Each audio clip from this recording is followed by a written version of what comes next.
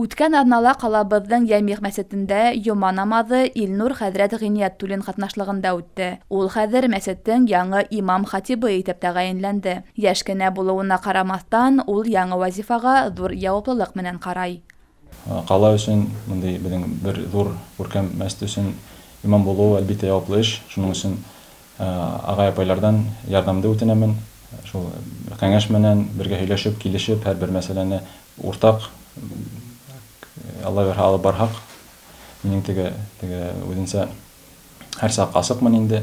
Мында мәстә күрешәк, башҡа урында күрешәкме, Алла бирһә бергә йөрөп сығырға инде.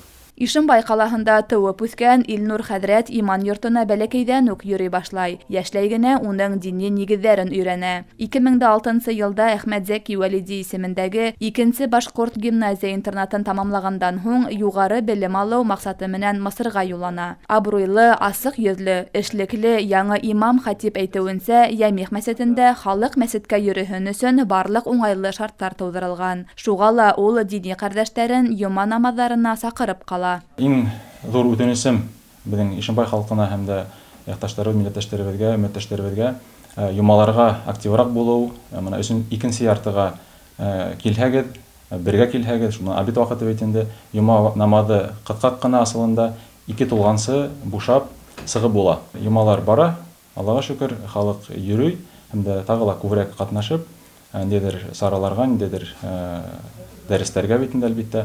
Иң беренсе йома инде, сөнки йома ир мосолман кешеһе өсөн ул фарыз булып тора. Көн һайын иртәнге сәғәт 9-дан киске 6-ға тиклем мәсеттең ишектәре асыҡ. Иң мөһиме, мәсеткә ингәндә маска кейеү, ҡулдарҙы эшкәртеү һәм башҡа талаптарҙы үтәү мөһим. Алина Садриддинова, Заһир Хәсәнов, Ишембай хәбәрҙәре.